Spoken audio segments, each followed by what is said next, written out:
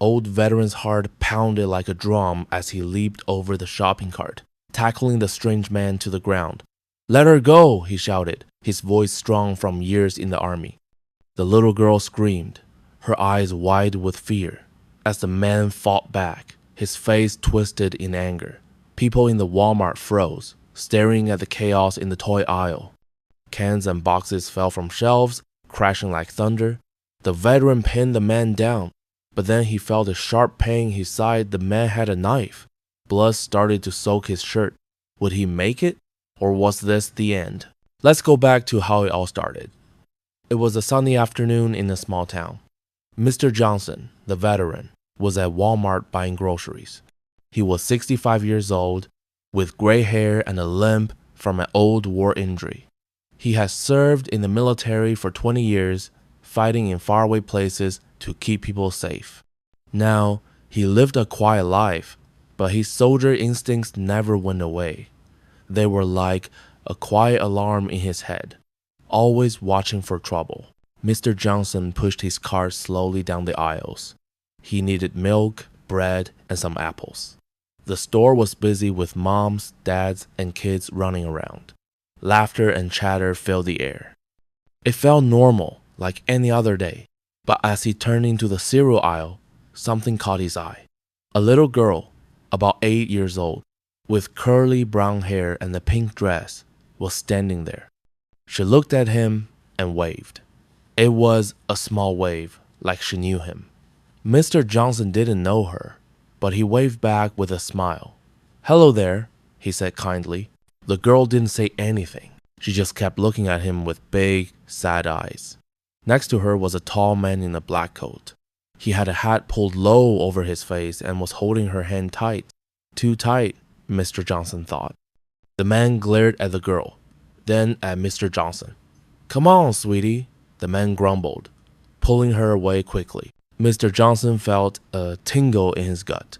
That was his military instinct kicking in. Something felt off. Why did the girl wave at a stranger? Why did she look so scared? And why was the man in such a hurry? He remembered his training. Always trust your gut. In the army, ignoring a bad feeling could mean big trouble. So he decided to watch them a little. He pretended to look at cereals but followed them from afar. As they moved to the toy section, the girl tried to pull her hand away, but the man yanked her back. She whimpered softly. Mr. Johnson's heart beat faster. Was this her dad, or something worse? He thought about calling for help, but he needed to be sure. He inched closer, hiding behind a display of dolls. The man whispered something mean to the girl, and she started to cry quietly. That was it. Something was very wrong. Mr. Johnson's mind raced. He remembered a story from the news about kids being taken by bad people. Could this be happening right here? He felt angry and worried. His hands shook a bit, but he stayed calm, like in battle. He grabbed his phone to call the police, but then the man spotted him. "What are you looking at, old man?" The man snarled, his eyes cold like ice. Mr. Johnson froze. The girl looked at him again, her eyes begging for help.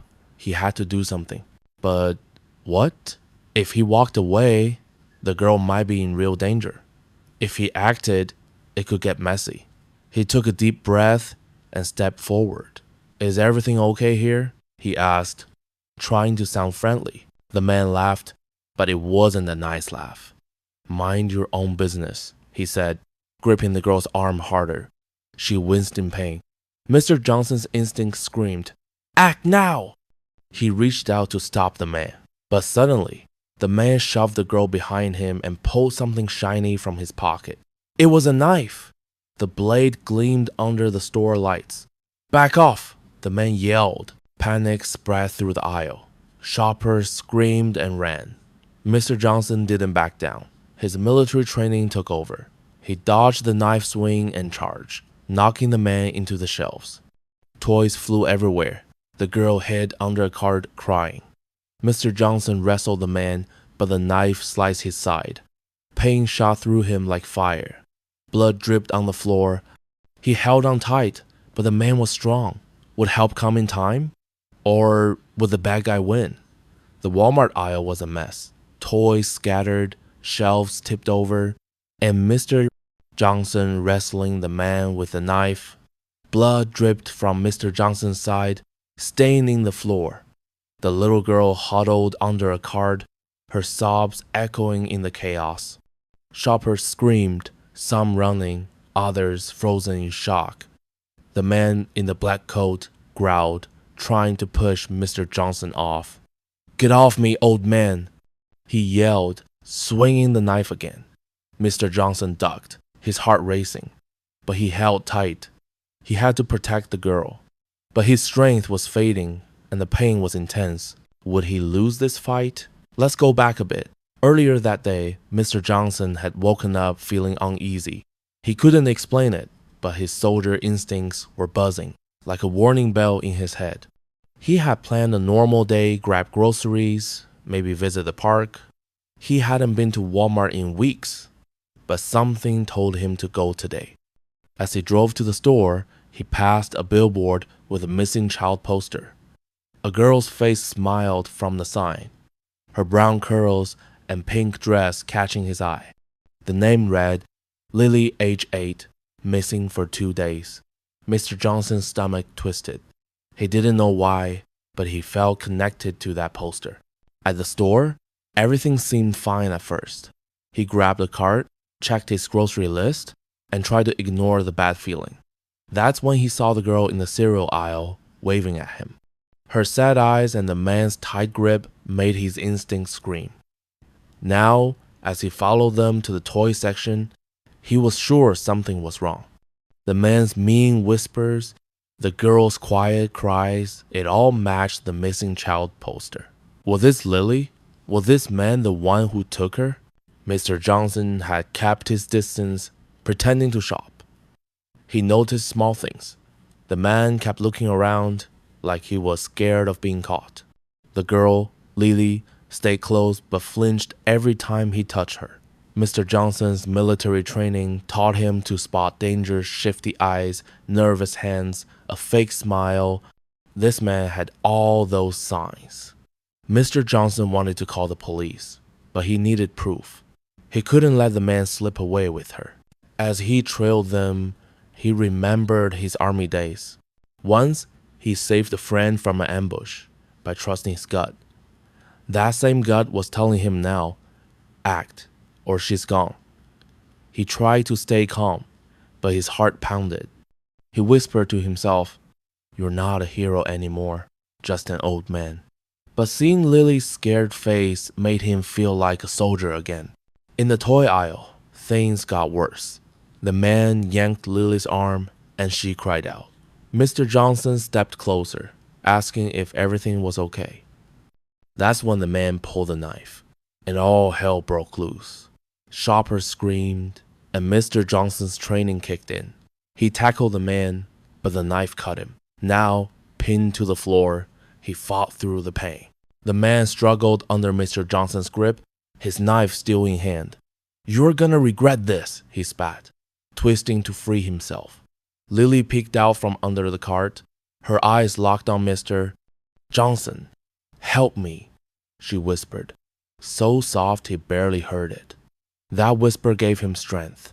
He tightened his hold, even as blood soaked his shirt. Suddenly, a new sound footsteps running toward them. "Security, stop!" a voice shouted. 2 Walmart guards rushed into the aisle, radios crackling. The man in the black coat panicked, kicking harder. Mr. Johnson held on, but his vision blurred from the pain. The guards were close, but not close enough. The man raised his knife again, aiming for Mr. Johnson's chest. Lily screamed, "No!" At that moment, another figure appeared, a young woman, maybe a shopper, holding a broom like a weapon. She swung it hard, hitting the man's arm. The knife flew out of his hand, clattering across the floor. "Mister," Johnson gasped in relief, but the man wasn't done. He shoved Mr. Johnson off and scrambled to his feet, grabbing Lily's wrist. "You're coming with me," he yelled, dragging her toward the exit. Mr. Johnson tried to stand, but his legs wobbled. The guards shouted, chasing after the man.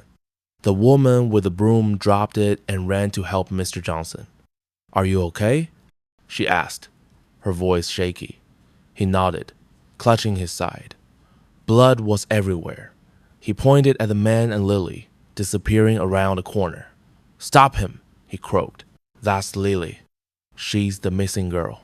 The woman's eyes widened. She grabbed her phone, dialing 911.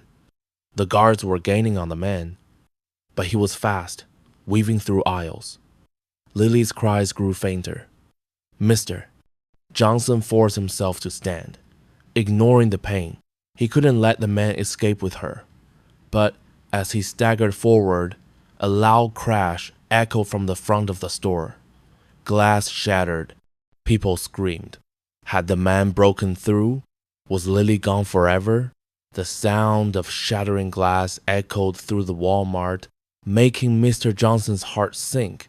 The man in the black coat had smashed through a display window near the exit, dragging Lily with him. Her screams cut through the air like a siren, fading as they disappeared into the parking lot. "Mister." Johnson stumbled forward, blood dripping from his side, his vision blurry. The security guards were yelling, their boots pounding the floor as they chased after the man. The woman with the broom helped Mr. Johnson stand, her face pale. "They're getting away," she gasped. Mr. Johnson clenched his fists. He couldn't let Lily vanish, not now. But his body was weak, and the pain was overwhelming. Could he keep going, or was it too late?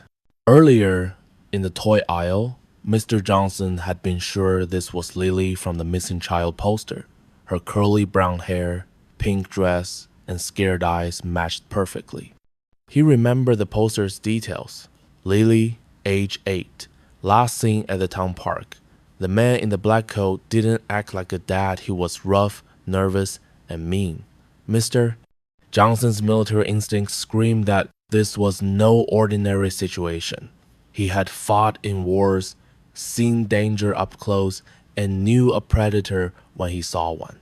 That's why he'd acted fast, tackling the man despite the knife. But now, with Lily being dragged away, he felt like he'd failed. As the chaos unfolded, Mr. Johnson had noticed small clues. The man's coat had a rip, and a keychain fell from his pocket during the struggle. It had a red tag with a number on it. Mr. Johnson didn't know what it meant, but his training told him to remember details. They could be important later. He also saw Lily drop something, a tiny bracelet with a heart charm, as the man pulled her away. It lay on the floor, glinting under the store lights. Mr. Johnson wanted to grab it, but the woman helping him was pulling him toward safety. "You're hurt bad," she said, her voice shaking. "We need to get you help." The store was in an uproar. Shoppers crowded near the exits, some filming with their phones, others calling 911. The security guards had run outside, but Mr. Johnson heard tires screeching in the parking lot. His stomach twisted. Was that the man escaping with Lily? He pushed away from the woman, ignoring her protests, and staggered toward the broken window. Each step felt like fire in his side. But he thought of Lily's scared face, her quiet, "Help me." He had to keep going. Outside, the parking lot was a mess. The guards stood near a crushed shopping cart, shouting into their radios. "He got into a black van," one yelled. Mr. Johnson's heart sank.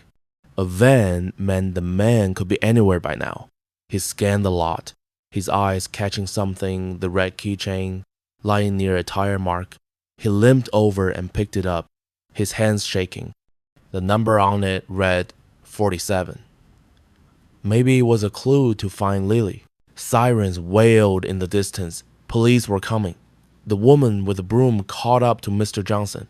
"You need a doctor," she said, pointing at his bloody shirt. He shook his head. "Not yet. That girl's in danger." He showed her the keychain. This could help find her. She looked confused but nodded. "I'll tell the police," she said, running toward the approaching cop cars. Mr. Johnson leaned against a pole, his breath short. Memories of his army days flooded back. Times he saved people. Times he'd failed. He couldn't fail Lily. He closed his eyes, picturing her waving at him in the store. Why had she waved? Did she know he'd help? His thoughts were interrupted by a shout. A police officer ran up, saying, "Sir, we need you to sit down. You're hurt." But Mr. Johnson pointed to the keychain. "Find the van, number 47. It's him." The officer looked at the keychain, then radioed it in. "All units, suspect in a black van, possible tag or code 47. Mr. Johnson felt a spark of hope, but it faded fast. The van was long gone, and Lily with it. He sank to the ground, the pain too much. The officer called for a medic, but Mr. Johnson's eyes were on the horizon. He heard a faint noise, a car engine revving nearby. Was it the van? Had the man come back?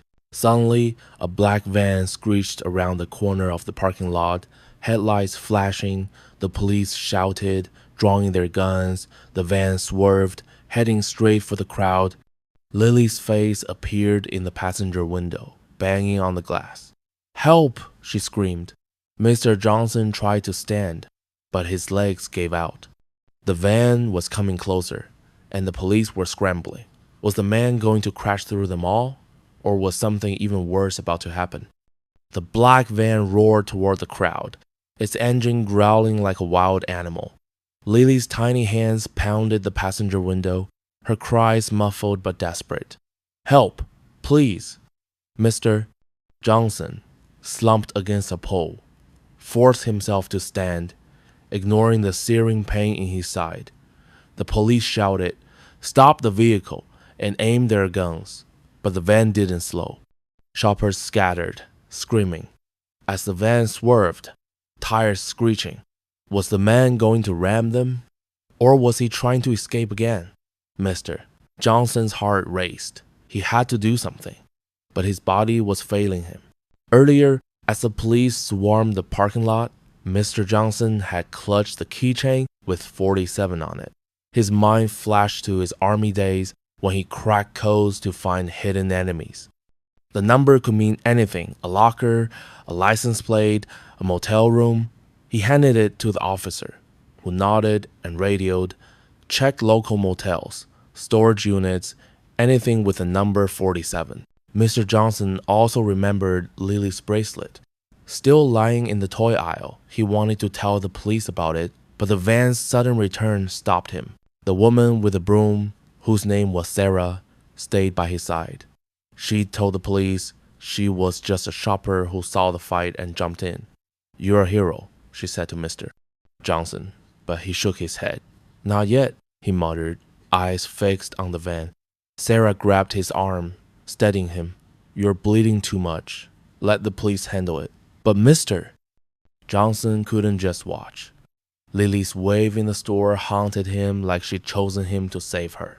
The van suddenly jerked to the left, avoiding the crowd but crashing into a row of shopping carts. Metal flew everywhere, and the police moved in, shouting, "Hands up!" The driver's door opened, and the man in the black coat stumbled out, his hat gone, revealing a sweaty, panicked face. He raised his hands, but his eyes darted to the side. Mr. Johnson noticed he was planning something. "He's not done," Mr. Johnson whispered to Sarah. Sure enough, the man bolted, sprinting toward a line of parked cars. The police chased, but he was fast, ducking between vehicles. Lily was still in the van, banging on the window. Mr. Johnson limped toward it, each step agony. Sarah followed, yelling, "Wait, you're hurt." He ignored her, reaching the van's passenger door. It was locked. Lily's face pressed against the glass, tears streaming. "I'm scared," she mouthed.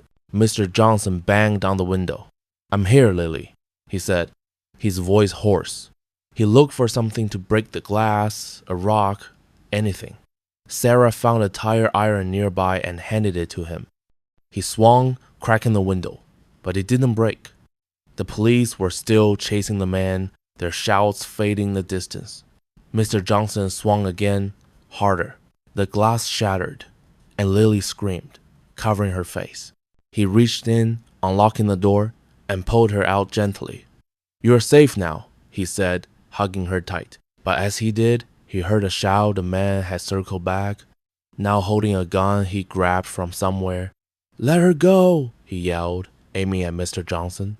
The police were too far, and Sarah froze. Mr. Johnson shielded Lily, his heart pounding. The man's finger tightened on the trigger. Was this the end for them all?